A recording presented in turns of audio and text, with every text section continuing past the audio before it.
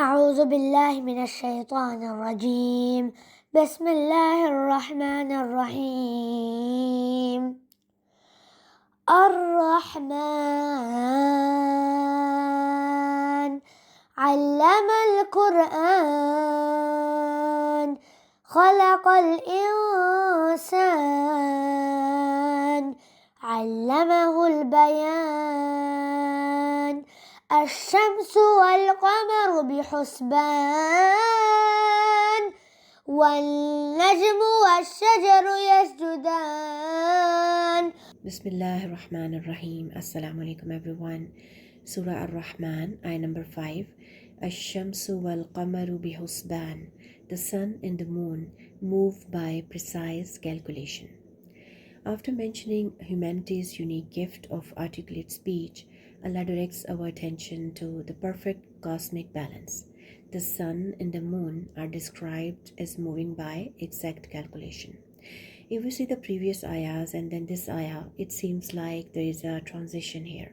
This change in subject is intentional, meaning just like human speech and understanding follow order and measure, so does the universe. Allah, who taught human beings clarity, bayan, He also set the universe in precise balance. So, the movement from Bayan to the sun and moon is not a break in a thought, but it is something called Kamalul Ittisal, meaning from the ayahs, it looks like it's a different subject, but there is a profound connection between them. The word husban comes from hisab, meaning accounting, calculation, but here it represents intensified form, meaning extreme precision. So the sun and the moon, they don't just follow calculations, they are constrained by precise, unfailing schedules. They follow the exact targeted cycle. And muhasaba comes from the same origin to audit. The beauty of the Quran is that it makes us aware and encourage us to reflect on our surroundings. It makes us think and ponder about the sky, the earth, the oceans, and the connection between all of them. And it brings us to a point where you realize how amazing Allah is, how perfect He is, and how beautifully, amazingly He runs the entire cosmic system around us. Ash-Shamsu wal-Qamaru bihusban. So, what do we get from the movement of the sun and the moon? If the sun and the moon were not moving the way they are, there wouldn't be any life on this planet. The seasons and the climate depend on the movement of the sun and the moon. The tides of the ocean, everything depends on them, and they are connected to the moon. Because of the high tide and the low tide, sailors have to decide when to dock, when it's suitable for them to bring the ship to port. And these days, the clothes we wear, technology that we use, construction materials, food, utensils, furniture, there is so much of our lives that is actually shipped to us. And majority of the shipping is happening by sea. And sea is dominated by the tides, and tides is directly connected to the moon. So the moon is kinda running the entire world's economy and ecosystem. So Ash-Shamsu wal-Qamaru bihusban, this precise nature of the sun and moon. And if we connect this ayah with the previous ayahs, what connection and observation can we come up with? The Quran descending from the heavens is essential for us just as the sun and moon are. Just like the sun and the moon are necessary for survival, similarly, even more fundamental to our survival is what is also coming from the sky, which is the revelation of the Quran. Just like Allah created an entire universe that follows an exact schedule, the sun and the moon follow the exact path, location, and time. Similarly, the revelation of the Quran, the recipient of it, the subject of it, all of it was exactly on schedule. And what would happen if there were even the slightest change in the positioning of the sun and the moon? Chaos would occur, life would stop, and there would be absolute destruction. And by that analogy, not even one word of the Quran can move from its position. The one who made the precision of the sun and the moon, He also gave us the precision of His own message.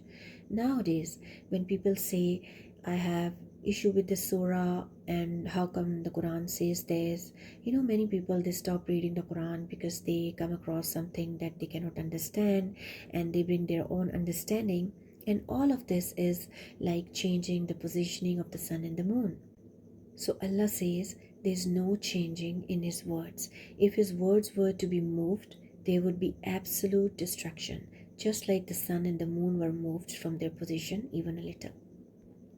And through Quran, Allah taught us the prayers, fasting, and Hajj. Take the example of daily prayers, the structure that brings order to our days. It is based on the position of the sun. And these days we have these Salah apps. They look at the sun for all these calculations. Our lunar calendar, which determines Ramadan and Hajj, it all depends on the moon's precise cycles. So you can say that sun is kind of our spiritual clock and moon is like our spiritual calendar. So between the sun and the moon is our whole schedule of worship, our daily routine and our yearly calendar. So what do we learn from this ayah? There is a profound teaching in this ayah. Allah wants us to observe the good qualities present in all of His creation.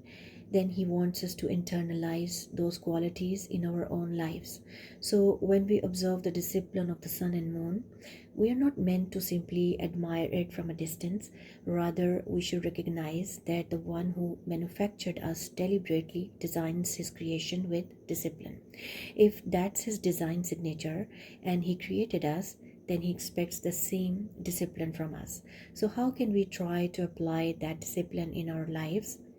Just as the sun rises and the moon follows their fixed courses every day and month, we should be consistent in our daily prayers, recitation of the Quran, and other acts of worships.